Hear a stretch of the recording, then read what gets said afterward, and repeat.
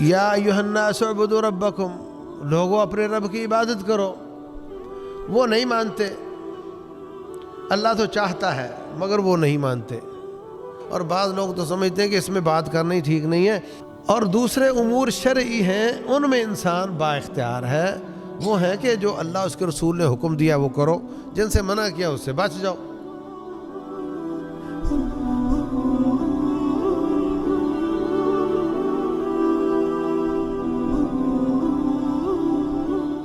اعوذ باللہ السمیع العلیم من الشیطان الرجیم، قال اللہ سبحانہ وتعالی وَلَوْ شَاءَ رَبُّكَ لَآمَنَ مَن فِي الْأَرْضِ كُلُّهُمْ جَمِيعًا أَفَأَنْتَ تُكْرِهُ النَّاسَ حَتَّى يَكُونُوا مُؤْمِنِينَ۔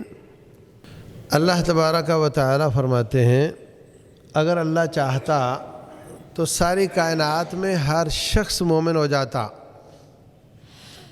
جو شخص زمین پہ رہتا ہے سب مومن ہوتے، کوئی کافر نہ ہوتا۔ تو کیا اے نبی آپ لوگوں کو مجبور کر کے مومن بنانا چاہتے ہیں؟ رسول اللہ صلی اللہ علیہ وسلم بڑی ٹینشن لیتے تھے کہ یار یہ لوگ میں ان کو اتنا سمجھاتا ہوں یہ باز کیوں نہیں آتے؟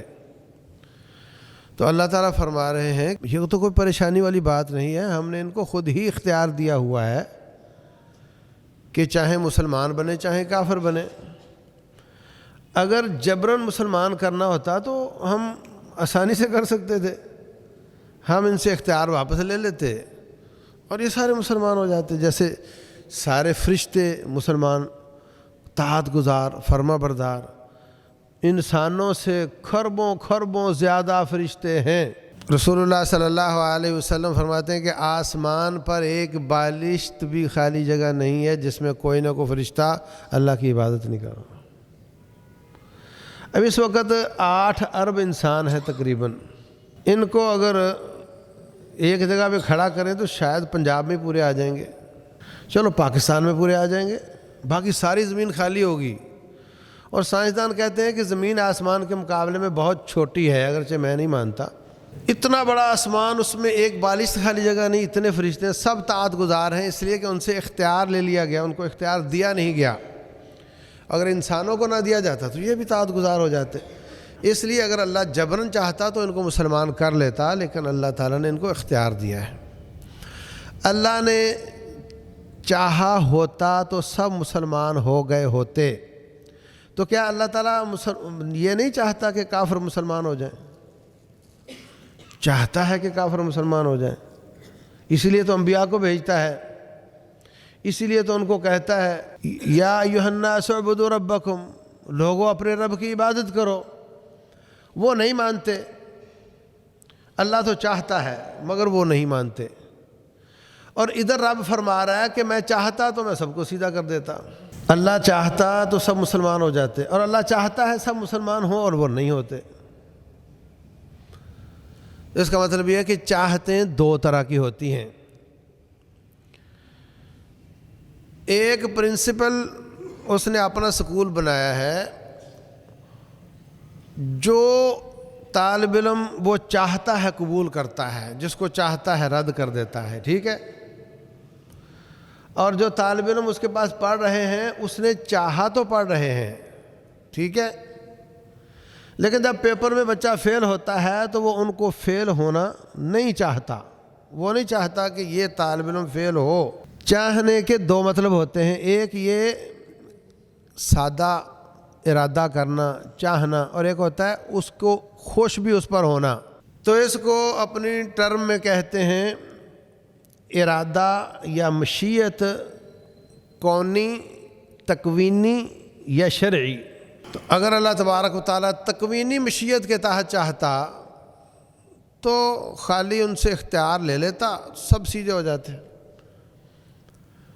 لیکن اللہ تعالیٰ نے چاہا وَقُلِ الْحَقُّ مِن رَبِّكُمْ فَمَن شَاءَ فَلْيُؤْمِنْ وَمَن شَاءَ فَلْيَكْفُرْ، تمہارے رب کی طرف سے حق آ چکا ہے، اب جو چاہے کفر کرے، جو چاہے مسلمان ہو جائے۔ تو اللہ تبارک و تعالیٰ تکوینی طور پہ اس نے چاہا کہ ان کو اختیار دیں، یہ تکوینی ارادہ ہے، تکوینی مشیت ہے، تکوینی چاہت ہے۔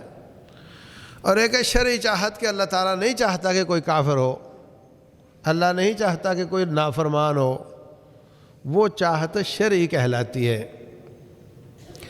جیسے پرنسپل چاہتا ہے کہ طالب علم میرے پاس پڑھے تو پڑھتا ہے، وہ نہ چاہے تو وہ نہیں پڑھتا، مگر وہ ان پڑھنے والوں میں فیل ہونے والے کو نہیں چاہتا کہ یہ فیل ہو۔ تو ایک طالب علم فیل ہو رہا ہے، پڑھ بھی اس کے پاس رہا ہے، تو ایک طرف تو وہ چاہتا ہے کہ میرے پاس پڑھے، اور ایک طرف وہ نہیں چاہتا کہ یہ فیل ہو، تو اس کو چاہتا بھی ہے نہیں چاہتا بھی ہے۔ اس لیے چاہت کی دو قسمیں ہیں۔ اس پر اتنے پوائنٹ پر بڑے لوگ گمراہ ہو گئے۔ وہ کہتے ہیں جی ان اللہ علی کل شیء قدیر، اللہ ہر چیز پر قادر ہے۔ تو جب بندہ جرم کرتا ہے، قتل کرتا ہے، بدکاری کرتا ہے، چوری کرتا ہے، تو اللہ تو ہر چیز پر قادر ہے، اور اللہ نہیں چاہتا کہ یہ چوریاں بدکاریاں کریں۔ تو بعض نے تو کہہ دیا کہ پھر اللہ تعالیٰ کے پاس اختیار ہی نہیں ہے، یہ لوگ اپنی مرضی کرتے ہیں، تو ان کو قدریہ بولتے ہیں، انہوں نے تقدیر کا ہی انکار کر دیا۔ اور دوسرے اس کے برعکس کہنے لگے کہ اللہ کی چاہت کے بغیر کوئی کام نہیں ہوتا، تو چوری کرتا ہے تو رب چاہتا ہے تو کرتا ہے، بدکاری کرتا ہے تو رب چاہتا ہے تو کرتا ہے، اور پھر الٹا اس کو سزا بھی ہو جاتی ہے، اس کو رجم بھی کر دیا جاتا ہے، اس کا ہاتھ بھی کاٹ دیا جاتا ہے، تو یہ تو ظلم ہوا، خود ہی چاہا تھا اور خود ہی سزا دے دی۔ تو ان ظالموں نے رب ذوالجلال کی نسبت ظلم کی طرف کر دی۔ ایک نے اللہ تعالیٰ کی نسبت نعوذ باللہ جہالت کی طرف کر دی کہ اللہ کو پتہ نہیں چلتا کہ بندے کیا کر رہے ہیں۔ چور چوری کرنے جا رہا، گھر سے نکلا، اللہ کو نہیں پتہ کس کام جا رہا ہے، تو جب وہ اس نے چوری کی تو پھر اللہ کو پتہ چلا کہ اچھا تو چوری کرنے آیا تھا۔ مطلب چور زیادہ عالم ہوا رب سے، نعوذ باللہ۔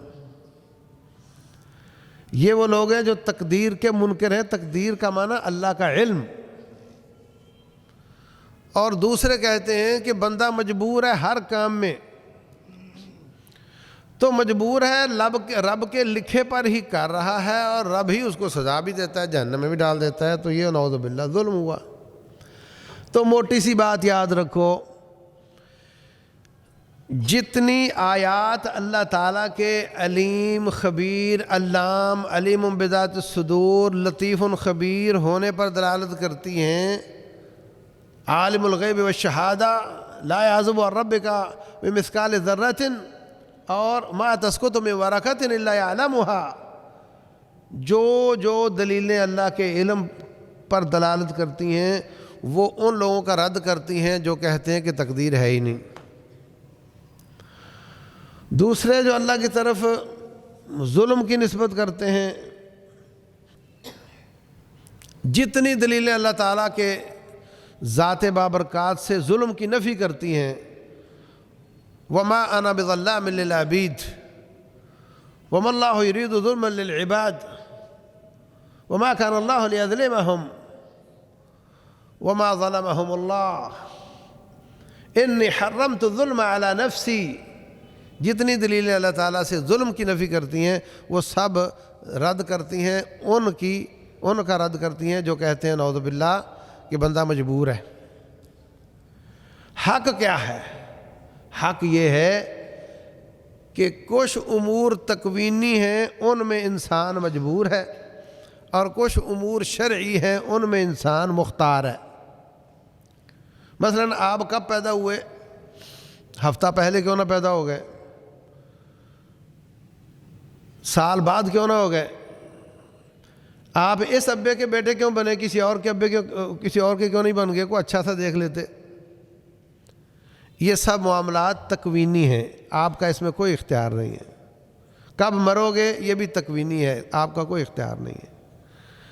ان میں انسان مجبور ہے، اور ان میں اللہ نے سوال بھی نہیں کرنا کہ تو فلاں دن کیوں پیدا ہوا اور فلاں کا بیٹا کیوں بنا۔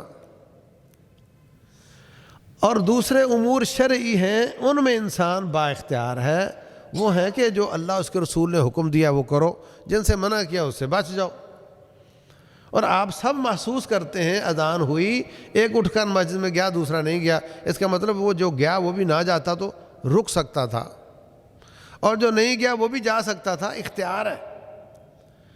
تو امور شرعیہ میں اختیار ہے اور انہی میں اختبار ہے، انہی میں امتحان ہے، اور امور تکوینیہ میں مجبور ہے اور ان میں اللہ تعالیٰ نے امتحان بھی نہیں رکھا ہے۔ سمجھ آ گئی؟ تو جس طرح ارادہ تکوینیہ اور شرعیہ ہوتا ہے، مشیت تکوینی اور شرعی ہوتی ہے، اسی طرح امر اللہ کا حکم یہ بھی تکوینی اور شرعی ہوتا ہے۔ تحریم بھی تکوینی اور شرعی ہوتی ہے۔ اللہ فرماتے ہیں وَحَرَّمْنَا عَلَيْهِ الْمَرَاضِعَ مِن قَبْلُ، ہم نے موسیٰ علیہ السلام پر ساری عورتوں کا دودھ حرام کر دیا سوائے ماں کے۔ تو بچہ ہے، اس کو کیا پتہ حرام حلال کیا ہوتا ہے؟ تو یہ تکوینی طور پہ کہ اس کی رغبت ہی نہ ہو ان ماؤں کی طرف، یہ تکوینی ہے، اس میں جبر ہوتا ہے۔ اور ایک تحریم وہ ہے حرمت علیکم امہاتکم وبناتکم واخواتکم، حرم ذلک علی المؤمنین، جو اللہ تعالیٰ نے حرام چیزیں قرار دی ہیں وہ آپ کو اختیار ہے۔ کوئی اللہ نے فرمایا بہن سے شادی حرام ہے، اگر کوئی ظالم کرتا ہے تو اس کو اختیار تو ہے، کر تو سکتا ہے، لیکن اللہ تعالیٰ نے اس کو حرام قرار دی ہے۔ تو یہ تحریم شرعی ہے، اور موسیٰ علیہ السلام پر ماؤں کا دودھ حرام کرنا یہ تحریم تکوینی ہے۔ اسی طرح امر بھی ہوتا ہے، ارادہ بھی ہوتا ہے، مشیت بھی ہوتی ہے، آیات بھی ہوتی ہیں، جیسے میں نے بتایا تھا آیات تکوینیہ یہ دنیا کی کھلی کتاب ہے، یہ آیات تکوینیہ ہیں، ان میں آپ کا کوئی اختیار نہیں ہے۔ اور آیات شرعیہ جو قرآن حکیم کی آیات ہیں، تو یہ مسئلہ تقدیر کا لوگوں کو اس کی سمجھ نہیں آتی، اور بعض لوگ تو سمجھتے ہیں کہ اس میں بات کرنا ہی ٹھیک نہیں ہے۔ ایسا کچھ نہیں ہے، شریعت کا حکم ہے، عقیدے کا مسئلہ ہے، اور اس میں بالکل واضح مسائل ہیں، کوئی ایسا نہیں جی وہ جو زیادہ بحث کرے گا وہ ایسا ہو جائے گا، ایسا کچھ نہیں ہے۔ اللہ کا فضل ہے، بالکل صاف صاف مسئلہ ہے، تقدیر اللہ کا علم ہے، انسان تکوینی امور میں مجبور ہے اور شرعی امور میں اختیار والا ہے۔ واللہ اعلم، وصلی اللہ وسلم وبارک علی نبینا محمد۔